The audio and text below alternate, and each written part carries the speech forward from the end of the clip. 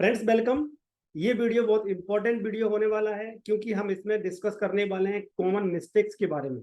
कौन कौन सी ऐसी कॉमन मिस्टेक्स है जो मैक्सिमम लोग करते हैं अपनी फाइनेंस को लेके। जब आप फाइनेंशियल कंडीशन अपने इम्प्रूव करने के बारे में सोचते हैं देन डेफिनेटली आपको उन मिस्टेक्स को समझना है पहले, और उन मिस्टेक्स को समझ के आपको कैसे उनको अवॉइड करना है या फिर इम्प्रूव करना है ताकि आप अपनी फाइनेंशियल जर्नी को एक नए डायरेक्शन दे पाएं। और जब आप उन मिस्टेक्स को ओवरकम कर लेते हैं देन डेफिनेटली आप अपनी फाइनेंसेस को एक नेक्स्ट लेवल पे पहुंचा देते हैं और आपकी फाइनेंशियल ट्रांसफॉर्मेशन हो सकता है अगर आपने इन मिस्टेक्स को सीख लिया और सही से मैनेज करना चालू कर दिया और उनसे पर्टिकुलर मिस्टेक्स से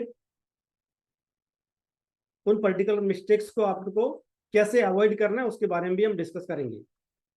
सो हम बात करते हैं कि मिस्टेक्स जब हम कमाना चालू करते हैं तो हमारा माइंडसेट जो होता है कि जस्ट हमें एंजॉय करना है लाइफ को, क्योंकि हमने नया नया स्टार्ट किया अर्निंग।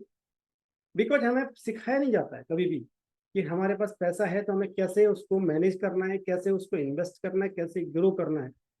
और वहीं से जो है हमारे स्टार्टिंग में जो हैबिट्स बन जाती है हमारी पैसे को लेकर के, वो हैबिट्स लाइफ टाइम तक रहती है। और उस वजह से जो है हमारा एक साइकिल बन जाता है कि हमारे पास पैसा आता है और पैसा निकल जाता है, हमारे पास कभी भी पैसा रुकता नहीं है, ऐसा मैक्सिमम लोग बोलते हैं। क्यों? क्योंकि आपके फंड्स प्रॉपरली मैनेज नहीं है। तो आपने जो एक बकेट है उसको भरने की कोशिश तो कर रहे हैं आप, बट उसमें लीकेज भी है नीचे। जब आप लीकेज है उस लीकेज को फिक्स नहीं करेंगे, आप मिस्टेक्स करते रहेंगे, उसके बाद आप कितना भी उसमें पैसा डालते जाएं तो आपकी बकेट कभी भी भरेगी नहीं। तो आपको क्या करना है और कैसी चीजें समझनी है उसके बारे में बात करने के लिए मैं अपना माइंड मैप शेयर करता हूँ।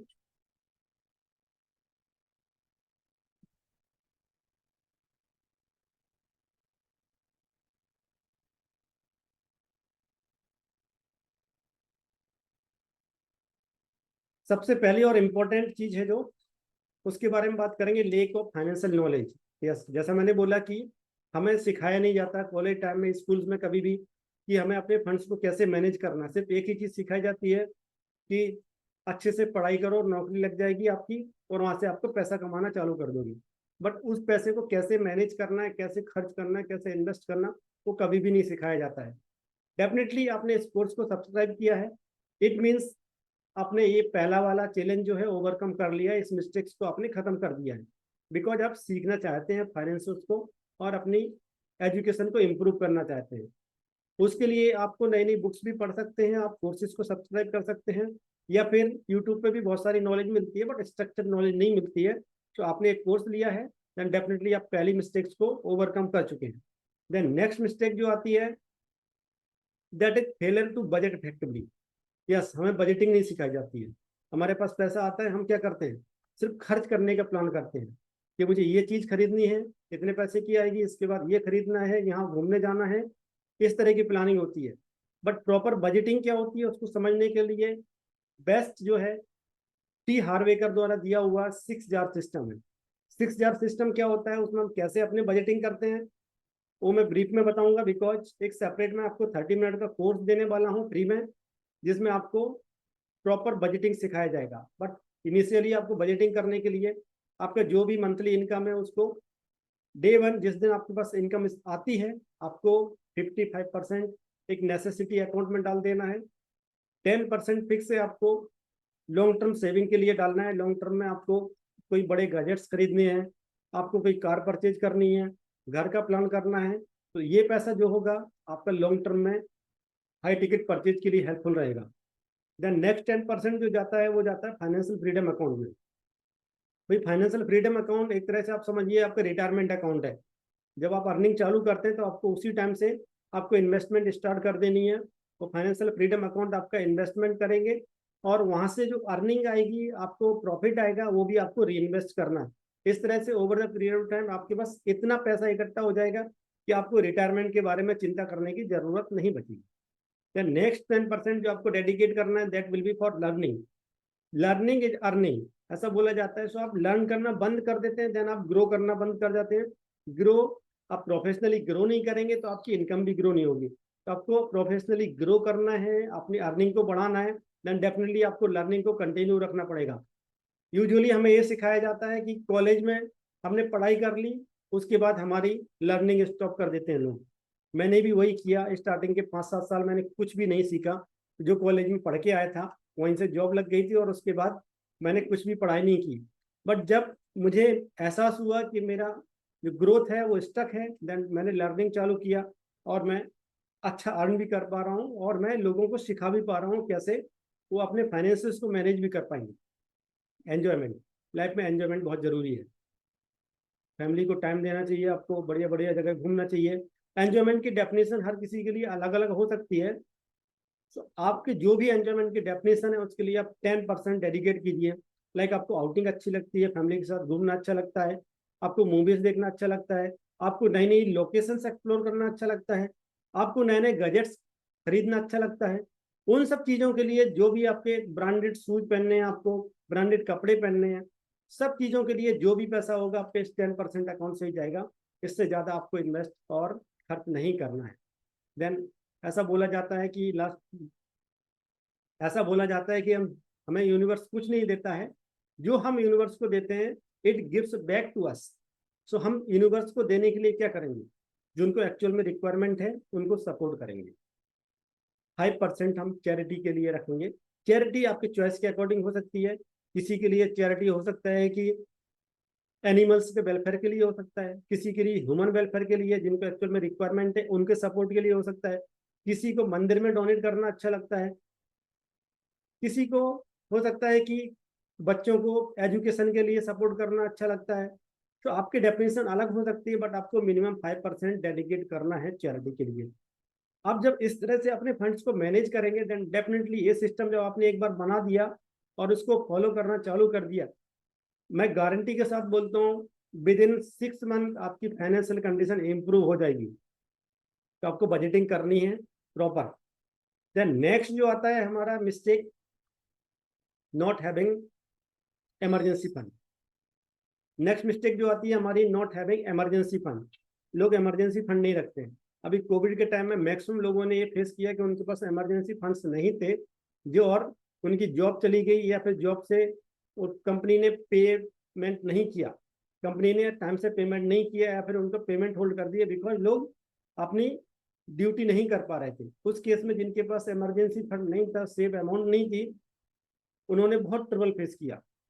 इमरजेंसी फंड हमें बचा के रखना है हमारे फ्यूचर के लिए, जो कि हमें अनएक्सपेक्टेड सिचुएशंस आ सकती है हमारी लाइफ में, उसके लिए हेल्पफुल रहेगा। कितना होना चाहिए, रिकमेंडेड मिनिमम 3 मंथ्स का आपके पास होना चाहिए, और आप 6 मंथ 9 मंथ तक का रख सकते हैं तो बेस्ट है। और ये पैसा जो है हमें सिर्फ और सिर्फ इमरजेंसी सिचुएशन में ही यूज करना है। इसके अलावा एक बात और आती है जहां आप यूज कर सकते हैं इस पैसे को, वो है कोई ऐसी अपॉर्चुनिटी आ रही है जहां से आप इन्वेस्टमेंट करके उस पैसे को ग्रो करा सकते हैं। लाइक आपने एक इमरजेंसी फंड में 5 लाख रुपए रखा हुआ है। अभी शेयर मार्केट में उस टाइम पे जब कोविड के टाइम पे डाउनफॉल चालू हुआ था, द मोमेंट आपके पास पैसे होते तो आप 3 लाख रुपए अपने पास रख लेते, 2 लाख रुपए भी आपने शेयर मार्केट में इन्वेस्टमेंट कर दिए होते, तो विद इन 6 मंथ हो सकता है वो डबल भी हो जाते हैं आपके। सो आपको अपॉर्चुनिटी ग्रैबिंग के लिए हेल्प मिलती है। दूसरी चीज, जब आपके पास इमरजेंसी फंड्स होते हैं तो आपको एक फाइनेंशियल सिक्योरिटी मिलती है, आपको कॉन्फिडेंस आता है, आपको अपने काम पे फोकस कर पाते हैं, फाइनेंशियल स्ट्रेस जो है, मेंटल स्ट्रेस जो है वो आपके पास कम रहता है। तो आपको इमरजेंसी फंड रखना है, और उसके लिए वही है कि आप जो लॉन्ग टर्म सेविंग के लिए रख रहे हैं उसमें से थोड़ा सा पैसा साइड कर सकते हैं, या फिर कैसे भी अपने फंड्स को मैनेज करके आप इमरजेंसी फंड क्रिएट करना चालू कीजिए। एक दिन में नहीं होगा बट टारगेट डेट रखिए। पहले आप 1 महीने का इमरजेंसी फंड रखिए, फिर 2 महीने का, 3 महीने का, 4 महीने का, 6 महीने का, ऐसे आप इंक्रीज कर सकते हैं। जब आपने इमरजेंसी फंड हो जाता है तो नेक्स्ट जो आता है हमारा, देन नेक्स्ट जो हमारी मिस्टेक आती है that is spending more than you earn. जब क्रेडिट कार्ड लोगों के पास होता है तो ये मिस्टेक्स बहुत ज़्यादा होती है, बिकॉज हम क्या करते हैं, हम बजटिंग प्रॉपर करते नहीं है, और उसके बाद हमने स्टार्टिंग में अपना जो भी खर्च करने पैसा खर्च करके मंथ एंड में आते आते लोगों के पास, मैक्सिमम लोगों के अकाउंट में कुछ पैसा बचता नहीं है। और जब बचता नहीं है बट उनके पास क्रेडिट कार्ड है, मल्टीपल क्रेडिट कार्ड रखते हैं लोग आजकल, घूमने जा रहे हैं मॉल्स में, कोई चीज़ अच्छी लगी क्रेडिट कार्ड सर्च किया और दे दिया। अभी आपके पास अकाउंट में पैसा नहीं है, क्रेडिट कार्ड यूज किया मतलब आपने जो नेक्स्ट मंथ की आपकी अर्निंग है उसको आज ही खर्च कर दिया, देन क्या होगा, नेक्स्ट मंथ की जब आपकी सेविंग्स, नेक्स्ट मंथ की जब आपकी सैलरी आएगी या फिर इनकम आएगी, तो आप क्या करोगे, फिर क्रेडिट कार्ड के लिए सेपरेट रखोगे। अगर उससे ज्यादा कर रखा है तो आप क्या करोगे, ईएमआई में कन्वर्ट करोगे। यहीं से ट्रैप चालू होता है। और जिसने एक बार ये मिस्टेक कर दी, देन क्रेडिट कार्ड से चक्कर से कभी नहीं निकल पाता है वो। तो हमें अवॉइड करना है, क्रेडिट कार्ड को मिनिमम यूज करना है, और उतना ही यूज करना है जितना कि हमारे अकाउंट में पैसा है। वो किस लिए, अगर आपके पास 45 डेज का वेवर पीरियड मिलता है और आपके पास एक इमरजेंसी फंड नहीं है, तो आपको क्या रहेगा, आपने क्रेडिट कार्ड से किया और जो आपके पास सेपरेट पैसा है वो आपका एक इमरजेंसी फंड की तरह रहेगा, और आपको एक मेंटल पीस देगा कि मेरे पास कैश है कुछ। तो आपको क्रेडिट कार्ड को उतना ही यूज करना जितना कि आपके अकाउंट में पैसा है, या फिर सिर्फ और सिर्फ इमरजेंसी सिचुएशन के लिए यूज करना है।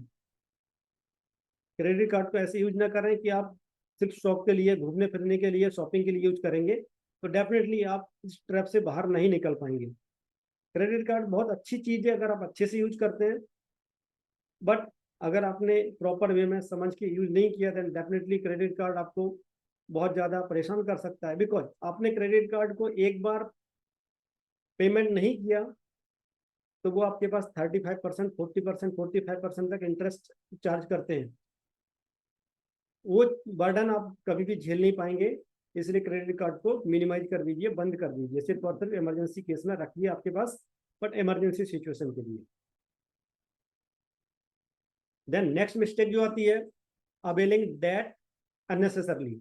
यस, लोन ले लेते हैं लोग, जैसा कि हमने प्रीवियस बात किया था कि क्रेडिट कार्ड से परचेज किया और उसको ईएमआई में कन्वर्ट करा दिया, या फिर हमें रिक्वायरमेंट नहीं है चीज़ों की फिर भी हमने लोन ले लिया। लोग लोन पे चीज़ें खरीदते हैं। एक फ़ोन आता है ईएमआई वाला फ़ोन, आईफोन खरीदते ईएमआई वाला, तो उससे क्या बेनिफिट होने वाला, कुछ नहीं। आपको डेट, वही डेट लेना है जो आपकी आपको फ्यूचर में असेट बिल्ड करके दे, लाइबिलिटीज नहीं लेनी है। अभी असेट्स और लाइबिलिटीज क्या होती है वो हम सेपरेट चैप्टर में समझेंगे, बट आपको समझने के लिए असेट्स वो चीज़ है जो आपकी पॉकेट में पैसा डालता है, लाइबिलिटीज वो चीज़ है जो आपकी पॉकेट से पैसा बाहर निकालता है। अभी अच्छा लोन और बुरा लोन क्या हो सकता है, गुड डेट और बैड डेट क्या हो सकता है। गुड डेट वो है जो कि आपको फ्यूचर में अप्रिशिएट करके देगा अमाउंट। जैसे कि आप कोई प्रॉपर्टी में इन्वेस्टमेंट करते हैं, उसके लिए लोन लिया हुआ है, देन वो गुड डेट है, क्योंकि आप जो भी पेमेंट कर रहे हैं उससे ज़्यादा आपको मिलने वाला है फ्यूचर में। ऐसा माना जाता है कि रियल एस्टेट का इन्वेस्टमेंट जो है ऑलमोस्ट ग्रो करता है। उसके दूसरे साइड, अगर आपने कार लोन लिया हुआ है या टू व्हीलर लोन लिया हुआ है, तो क्या होगा, आप ईएमआई पे करते जाएंगे और आपने जो भी गाड़ी खरीदी हुई है उसका प्रॉपर, उसकी कॉस्ट जो है डेप्रिसिएट होती चली जाएगी। इसलिए वो बैड डेट होता है कि आप जो भी पे कर रहे हैं उससे कम आपको मिलने वाला है फ्यूचर में। आपको अवॉइड करना है अननेसेसरी डेट्स को लेने के लिए। और कभी भी आपको कोई चीज़ खरीदनी है तो उसको पहले से प्लान करिए, और जो आपका लॉन्ग टर्म सेविंग अकाउंट है 10% वाला, वहाँ से पैसा उसमें डालिए। जब आपके पास इतना पैसा हो जाता है कि आप उन चीज़ों को खरीदने के लिए एलिजिबल हो जाते हैं, देन उस पैसे को यूज कीजिए और अपने एंजॉय कीजिए लाइफ को। आपके पास डेट नहीं होना चाहिए अननेसेसरली।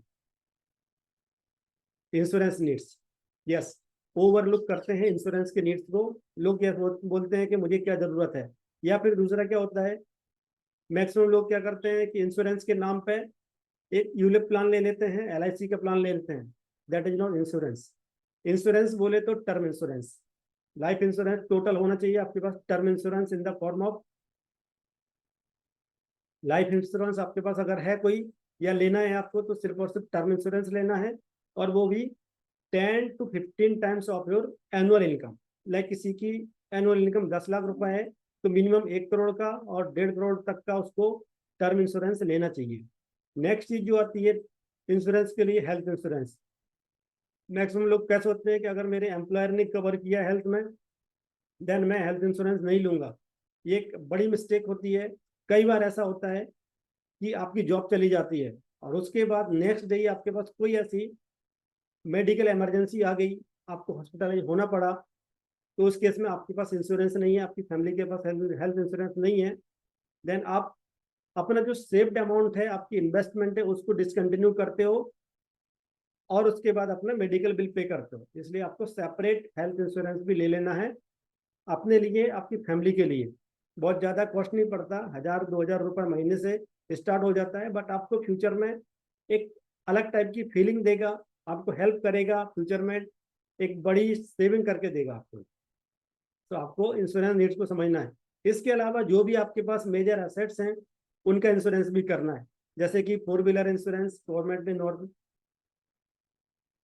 गवर्नमेंट के साइड से नेसेसरी है, बट आपने अगर घर खरीदा हुआ है तो उसका इंश्योरेंस कराइए, आपने कोई प्रॉपर्टी खरीदी हो उसका इंश्योरेंस ले लीजिए।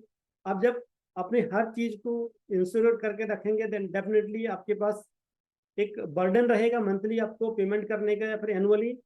बट कभी ऐसी कंडीशन आती है कि आप उस पर्टिकुलर कंडीशन में निकलने के लिए बेस्ट आपको इंश्योरेंस हेल्प करता है, तो आपको इंश्योरेंस लेना है। एटलीस्ट ज़्यादा नहीं लें तो आप हेल्थ इंश्योरेंस और टर्म इंश्योरेंस से स्टार्ट कर दीजिए, बाद में आपको जो रिक्वायरमेंट लगती है उसके अकॉर्डिंग ले सकते हैं आप।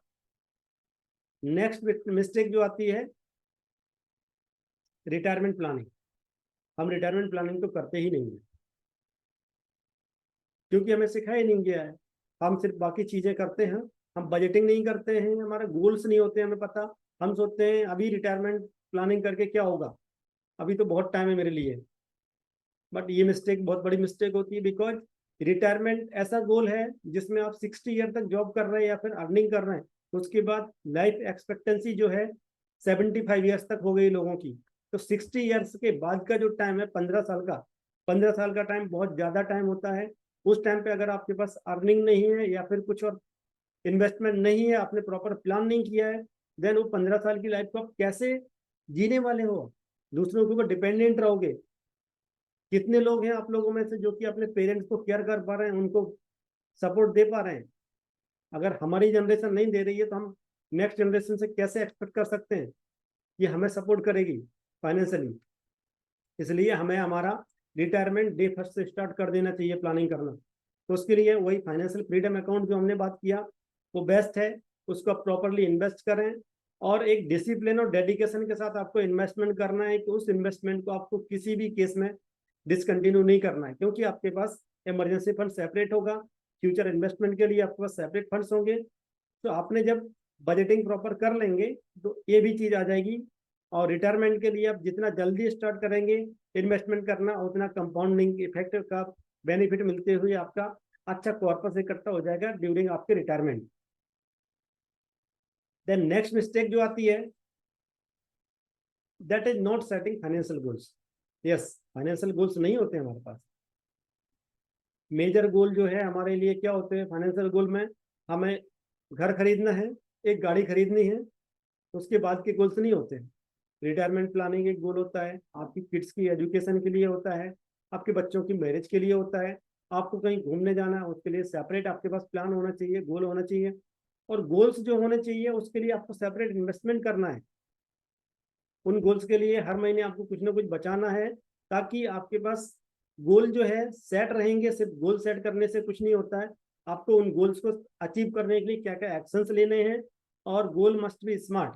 तो स्मार्ट क्या होता है? आपके पास एक स्पेसिफिक गोल होना चाहिए कि क्या एक्टिविटी करनी है, उसके लिए कितना अमाउंट आपको चाहिए, किस डेट में चाहिए, उसके बाद आप क्या इन्वेस्टमेंट करने वाले हैं। जैसे कि आपके पास एक गोल हो गया कि बच्चों की एजुकेशन के लिए, तो आपको 10 लाख रुपए अगर इन्वेस्टमेंट करना है बच्चों की एजुकेशन के ऊपर, आज से अगर आप कितने दिन के लिए इन्वेस्टमेंट करेंगे, कितना पैसा बचाएंगे कि बच्चे की जब ग्रेजुएशन के टाइम पे 10 लाख रुपए की रिक्वायरमेंट आएगी तो आप उस पर्टिकुलर पैसे को दे पाएंगे उसको। अगर हम गोल सेट नहीं करते तो सडनली हमारे पास कोई बच्चा आ जाता है, आपका बच्चा बोलता है कि मुझे 10 लाख रुपए चाहिए, मुझे दूसरे कॉलेज में एडमिशन लेना है, आपके पास नहीं होते हैं। देन आप क्या करते हो? आपका जो रिटायरमेंट अकाउंट है उसको डिस्टर्ब करते हो, आपके दूसरे जो लॉन्ग टर्म सेविंग्स है उसको डिस्टर्ब करते हो। आपको जो है गोल सेट करना है और आपका इन्वेस्टमेंट जो है उस गोल्स के अलाइन होना चाहिए। नेक्स्ट जो आता है नॉट प्लानिंग योर टैक्सेस। ये मिस्टेक मैं अभी भी कर रहा हूँ एक्चुअली, सो इसमें ज़्यादा बोलने के लिए मेरे पास है नहीं, बट आपको अगर टैक्सेस को प्रॉपरली प्लान करेंगे, not planning your expenses. Next mistake जो आती है नॉट प्लानिंग योर टैक्सेस। आप टैक्स प्लान नहीं करते हैं। टैक्स के लिए गवर्नमेंट ने हमें बहुत सारे रूल्स दिए हुए हैं जहाँ से हम टैक्स अपना बचा सकते हैं, बट हम नहीं बचा पाते हैं। क्यों नहीं बचा पाते हैं? क्योंकि हमारे पास इतने एक्सपेंसेस हो जाते हैं कि उसके बाद जो गवर्नमेंट की नॉर्म्स के अकॉर्डिंग हमें इन्वेस्टमेंट करना है, उन इन्वेस्टमेंट के लिए हमारे पास पैसा नहीं रहता है। तो आप प्रॉपर टैक्स प्लानिंग कीजिए, उसकी वजह से आप जो पैसा बचेगा आपको अपने जो बजटिंग सिस्टम है उसमें इंट्रोड्यूस कीजिए।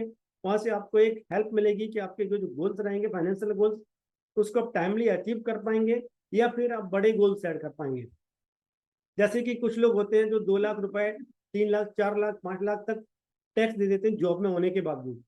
तो आपको अपने एक फाइनेंशियल एडवाइजर या फिर टैक्स प्लानर के साथ कंसल्ट करना है और उसके साथ बात करके कैसे आप अपने टैक्स को मिनिमाइज कर सकते हैं उसके बारे में समझना है। क्योंकि टैक्स बचाने के लिए आप कहीं ना कहीं इन्वेस्टमेंट करेंगे, लाइक आप पीपीएफ अकाउंट में ओपन करेंगे, एनपीएस में करेंगे, या फिर होम लोन लेके उसकी कुछ ना कुछ बेनिफिट लेंगे, देन वो भी आपका एक इन्वेस्टमेंट है, वो फ्यूचर में आपको बेनिफिट देने वाला है। इसलिए टैक्स प्लानिंग प्रॉपर करेंगे तो आपके लिए हेल्पफुल रहेगा। नेक्स्ट जो आता है not checking your credit score. Next जो है not checking your credit score. आप क्रेडिट स्कोर नहीं चेक करते हैं, इसकी वजह से क्या होता है, जब आपको फ्यूचर में रिक्वायरमेंट आती है, जब आप क्रेडिट स्कोर चेक नहीं करते तो आपको जब फ्यूचर में रिक्वायरमेंट आती है, आप लोन अप्लाई करते हैं, तो या तो बैंक आपका लोन रिजेक्ट कर देता है, या फिर आपको अपने अकॉर्डिंग जो आपकी रिक्वायरमेंट है उसके अकॉर्डिंग सफिशिएंट अमाउंट का लोन नहीं मिल पाता है, या फिर कई बार बैंक ज़्यादा इंटरेस्ट चार्ज करता है, जो मार्केट में रेट चल रहा होगा इंटरेस्ट का उससे ज़्यादा चार्ज करता है। उससे बचने के लिए आपको क्रेडिट स्कोर को एक फिक्स फ्रिक्वेंसी पर रिव्यू करना है, और जो आपको एक्शंस लेने हैं वो आपको समझना है कि आप क्रेडिट कार्ड का एक्सेसिव यूज कर रहे हैं, उसकी वजह से आपकी क्रेडिट हिस्ट्री नीचे जा रही है, या फिर आप जो आपका डेट पेमेंट, ईएमआई पेमेंट है उसको टाइमली नहीं कर रहे हैं, कोई चेक बाउंस हुआ है, वो सब चीज़ें आप चेक करेंगे, समझेंगे, तो आप नेक्स्ट टाइम के लिए उसको इम्प्रूव कर पाएंगे। और जैसे जैसे आपका क्रेडिट स्कोर इम्प्रूव होता है, बैंक आपको खुद अप्रोच करेगा कि आप लोन ले लीजिए, और लोन भी आपको अच्छे इंटरेस्ट रेट पे मिलता है। और अच्छे इंटरेस्ट रेट पे लोन लेके अगर आप कोई अच्छी जगह इन्वेस्टमेंट करना चाहते हैं, जैसे कि हमने बात किया था गुड डेट, तो लेके कर दीजिए, उसको प्लान कर सकते हैं, आपको बेनिफिशियल रहेगा। तो इनमें से कितनी मिस्टेक्स हैं जो आप लोगों ने करी और उसको कैसे कैसे आप अवॉइड करने जा रहे हैं, वो हमें कमेंट बॉक्स में लिखिए। और उसके साथ में आपकी मेजर लर्निंग्स क्या रही इस वीडियो से, वो भी आप कमेंट बॉक्स में लिख दीजिए। अगर आपके कोई क्वेश्चंस हैं, कोई डाउट है, वो भी लिखिए, मैं आपको पर्सनली रिप्लाई करूंगा। और हम मिलते हैं नेक्स्ट वीडियो में। Thank you.